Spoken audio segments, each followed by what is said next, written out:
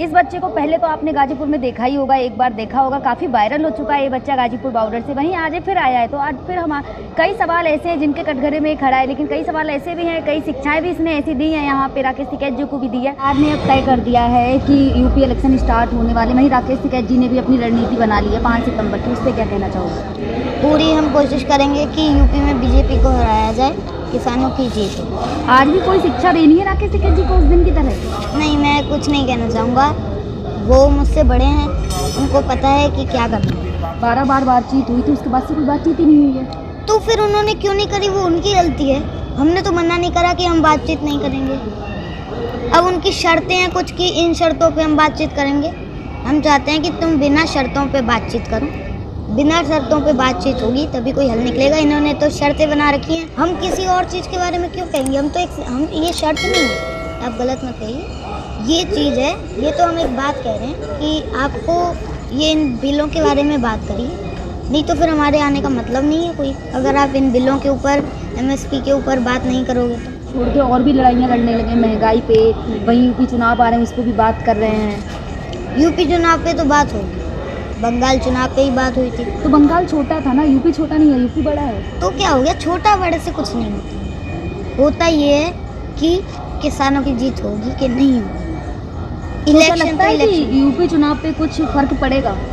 देखिए फ़र्क तो पड़ेगा, हमारी तरफ से पूरी कोशिश होगी कि हम बीजेपी को हराएं। आपकी भूमिका क्या है इसमें? हमारी भूमिका रहेगी, हम अब यूपी के भी गाँव में जाएंगे, उधर भी जगाएंगे किसानों को जो नहीं जगे हुए। आपके पिताजी ने आपको इस गवर्नमेंट के बारे में क्या बताया? मुझे गवर्नमेंट के बारे में उन्होंने हर चीज़ बताई है, पूरे देश के बारे में हर चीज़ बताई। आप तो किसान से जुड़े हुए हैं ना, आप लोगों को जागरूक करने का काम कर रहे हैं। मैं जागरूक करने का काम कर रहा हूँ। मैं ये कह रहा हूँ कि बीजेपी को वोट मत दीजिए, चाहे किसी को भी दे दीजिए। मतलब बीजेपी को वोट नहीं दे करके किसी को भी देने का मतलब क्या होता है? कि आप नोटा में डलवाएंगे तो वोट लोगों का ना, देखिए हम कह रहे हैं कि आप कांग्रेस को दे दीजिए। नदी के बीच मझधार में फंसे हैं, कोई एक किनारा तो पकड़ेंगे ना। एक किनारे पे बोल रहे हैं आप मत जाइए, तो दूसरा वाला किनारा दीजिए ना।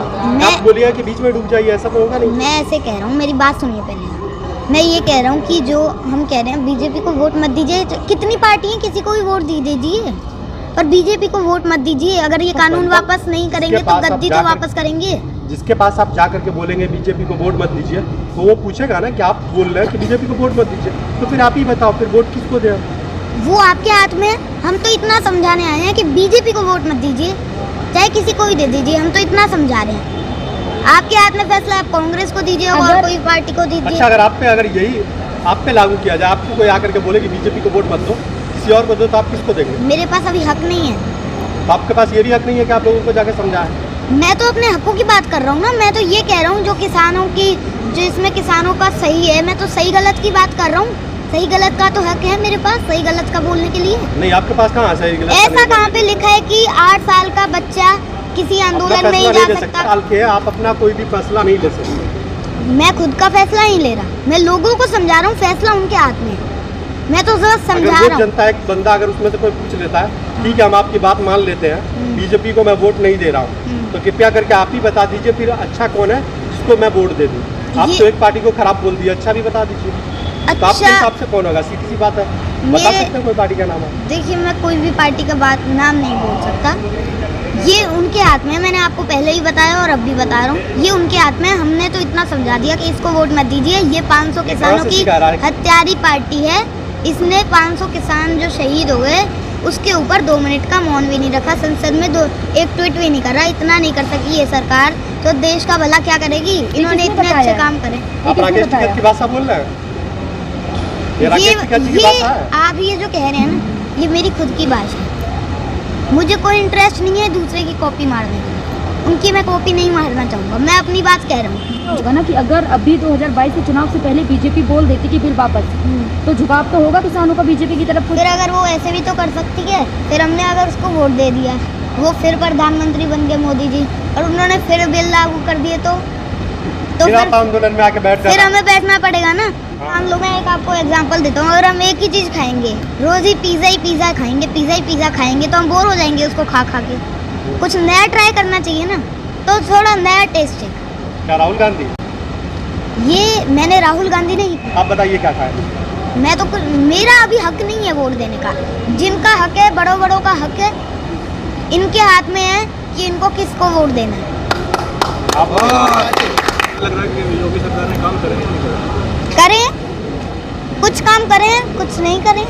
मैं ये नहीं कह रहा कुछ नहीं करा उन्होंने, मैं कहता हूँ करे होंगे, कुछ अच्छा करा होगा तो मोदी जी ने भी अच्छे काम करे हैं। जी का एक काम गिनवा दीजिए जो उसने अच्छा किया, और एक काम गिनवाइए जो उसने खराब किया, बिल को छोड़ के। बिल को छोड़ के हाँ, सबसे अच्छा काम तो मैं आपको 3 गिना सकता हूँ। बताइए। सबसे पहला, उन्होंने राम मंदिर का निर्माण शुरू करवाया, उन्होंने सर्जिकल स्ट्राइक करवाई, और उन्होंने फिर जो अभिनंदन फंस गए थे पाकिस्तान में, उनका प्लेन जब खराब हो गया था, उनको वापस बुलाया। और खराब क्या काम बताइए जो उन्होंने किया? बिल को छोड़ के। बिल को छोड़कर ये महंगाई बढ़ाई इतनी। इससे पहले इन्होंने कहा था, इन्होंने वादा करा था कि इन सब चीज़ों के रेट कम होंगे, पर अब क्या हो गया? अब तो कोई रेट कम नहीं है भैया, कहाँ पे चढ़ रहे हैं रेट। तो चुनाव से पहले कहा था कि रेट के वो पेट्रोल के दाम कम होंगे, कहाँ हुए भाई? ऊपर बढ़े उल्टा। विकास में बेसिक चीजें क्या है जो आप मिलनी चाहिए? विकास में पेट्रोल वेट्रोल के दाम कम होने चाहिए। ये बंदों की ये जेब से पैसा जा रहा है। अगर बंदे की जेब में पैसा होगा तो जो आप विकास करोगे उस चीज़ को, या तो कोई चीज़ होगी ऐसी जो खरीदने वाली होगी, और वो पैसे से खरीदने वाली होगी। महंगाई में आपको सबसे ज़्यादा इफेक्ट क्या पड़ा?